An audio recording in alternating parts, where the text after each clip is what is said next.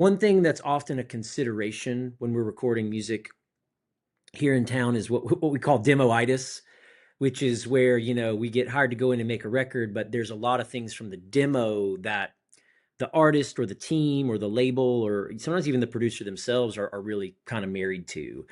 And even if it's just two things, like those two things affect how we approach everything else. And so if we go in and they tell us right out of the gate, hey, we love this guitar part, or hey, we love this, um, we love what the drums are doing on this demo. I mean, when a couple decisions have kind of been predetermined, it does affect, what we do, and the decisions we make.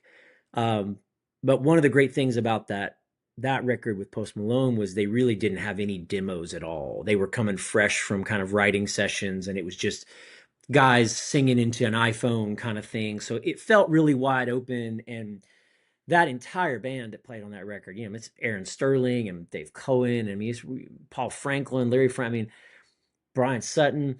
Those guys are all dudes that are inspiring to me. So I'd say we all left a good amount of DNA on that record because we weren't boxed in any way, shape, or form. It was just kind of like hear a song and go out and start thinking of ideas and parts, and it was just really just that.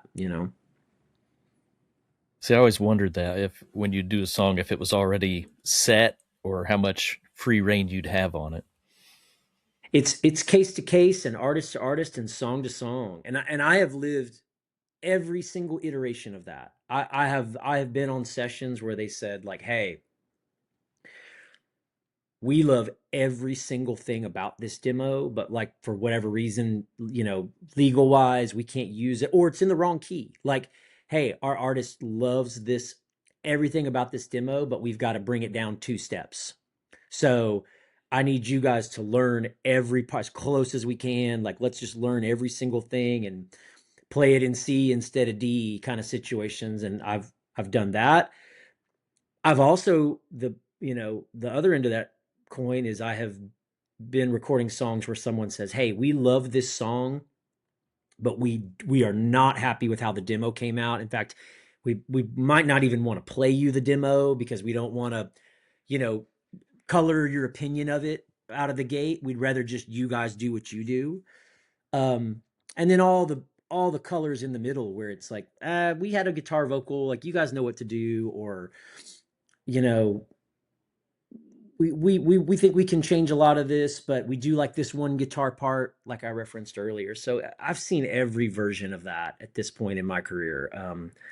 It's like I always say, like nothing's sacred and everything's sacred. You approach it case to case and try to read the room on the song. And there's sometimes people say, "Hey, we're not married to anything," and then you find out they are kind of married.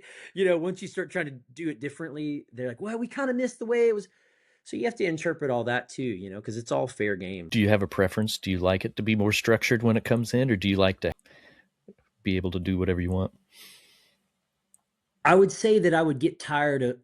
Uh, to me, I truly do enjoy the balance because from a technician standpoint, um, there is something kind of that I enjoy about, if I show up and the job is, hey, we're copying this demo, um, I kind of put the helmet on there and I'm like, okay, I'm going to lock in and I'm going to copy this, but I'm going to try my best to like improve. Maybe I can improve the tones, 5%, or like, I'm going to copy this, but if they're okay with it, I might change this one note. But there's also, it's fun for me to learn what someone else did. A lot of times there's these cool, kind of interesting, singer songwriter guitar parts that are what made people lean into the song in the first place. And I enjoy the challenge of learning that and thinking about it from someone else's perspective. And now, if I did that all day, every day, and never got a chance to just be creative or go out there and kind of throw paint myself, I think it would start to feel a little bit kind of, like working the coal mine, so to speak. But it can be also become exhausting to go in there day after day after day after day and then just be like, hey, make something out of nothing here. you know? Um, so you know, I think if it got too heavy-handed on either side, and I've experienced seasons of that where certain producers are a little more inclined to kind of chase parts, and you know, you spend a few weeks working on one record and you're like, boy, I would love for someone to tell me what to play right now. Because I'm, you know, I'm kind of, you know, my sponge, my creative sponge is drying up a little bit. Uh, but again, the opposite can be true where you're like, man, could I just play guitar and not come in here and have it feel like it's a, you know, homework assignment, to just scope these parts over and over. You know, so, but yeah, that's why these are why they say, you know, this is a service industry. Being a studio musician is definitely, we are there to make their record. I'm not there to make a Derek Wells record. So that it all comes, you know, with the territory.